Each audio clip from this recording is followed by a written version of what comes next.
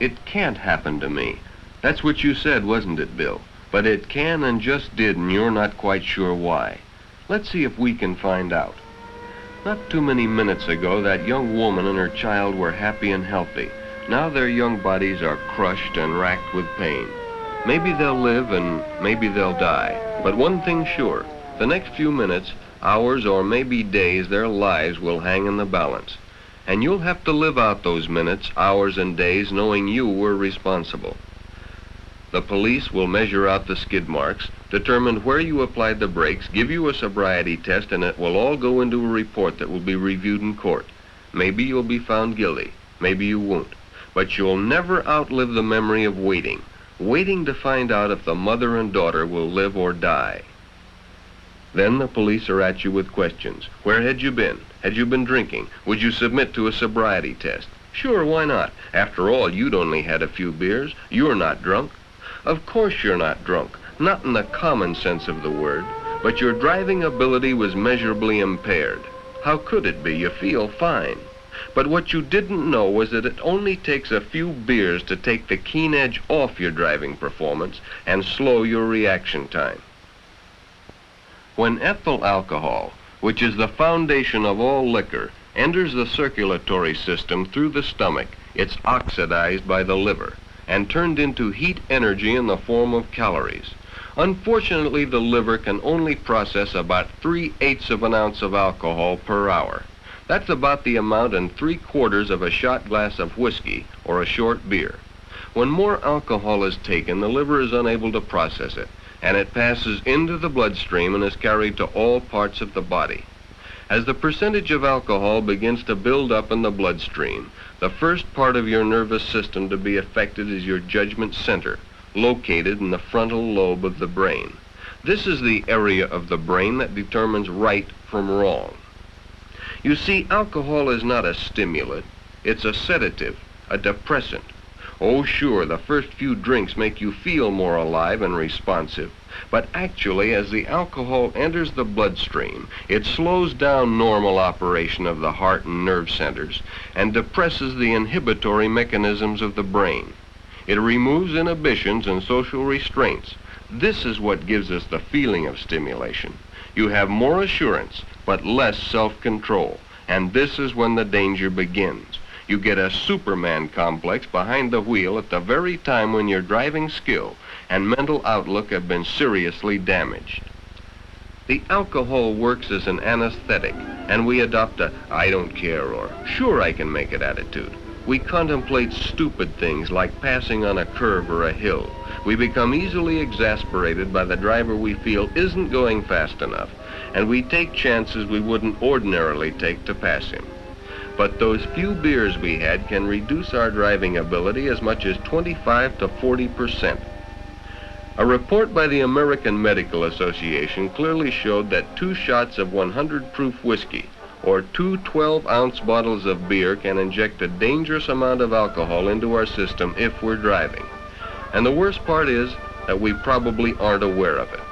Even an hour after having a couple of beers, our reaction time to light signals can be reduced as much as 6%.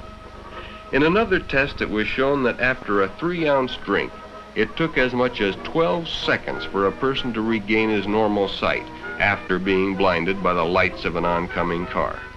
At 60 miles an hour, that would be over 1,000 feet, or 1/5 of a mile of blind driving.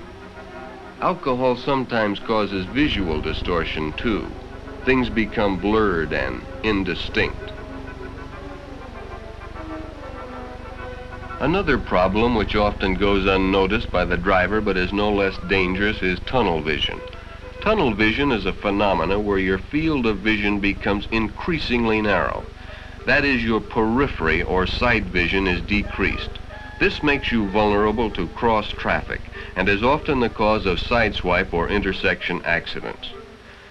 The National Safety Council says that 2 normal cocktails or 4 beers can reduce visual acuity as much as wearing dark glasses at night. Now, only a fool would drive at night wearing dark glasses, but nobody thinks much about driving after 4 beers. The effect of alcohol on vision is particularly serious. because 90% of the driving decisions we make are based on how well we see. So if you must drive, don't drink. If you do drink and must drive, wait. Let the effects of the alcohol wear off. A good rule of thumb: wait 1 hour for each bottle of beer or each ounce of whiskey. The more alcohol you take, the longer you should wait until it is safe to drive. Because the danger of having an accident increases with the amount of alcohol in your system. For instance, under identical driving conditions, a person with 0.05% alcohol in his blood, that's about 2 drinks or a few beers, is twice as likely to have an accident as a person with no alcohol in his blood. With 0.10%, 3 to 6 drinks or a couple of quarts of beer, the chances are 3 times as great. And when the blood alcohol has reached 0.15%, the chances are 10 times as great.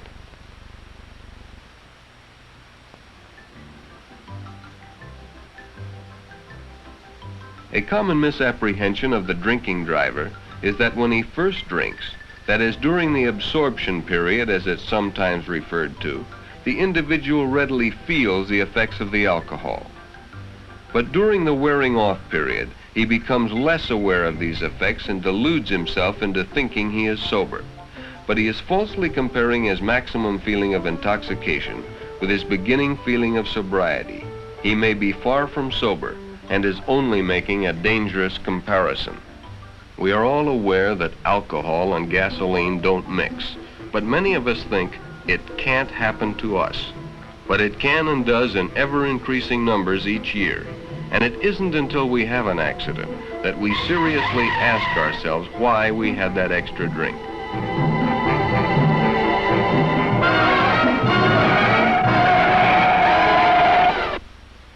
We all find excuses for drinking. Bills weren't so different from the rest. A need to belong, a desire to go along with a group, try something new. It may start innocently enough, a few beers with the gang. It is a social custom of our time. But today that social custom is invading our society at a younger age than ever before. The few drinks that the social drinker may take don't seem to present a serious danger.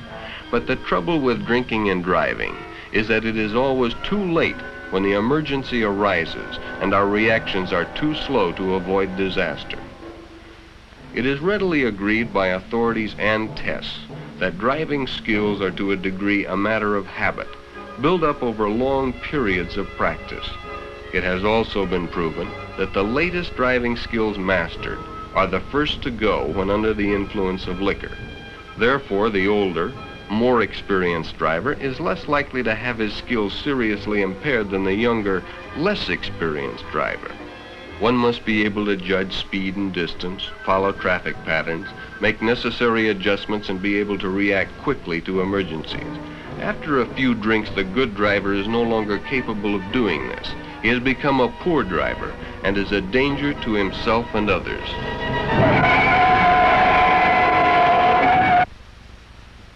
This happened to you, didn't it, Bill?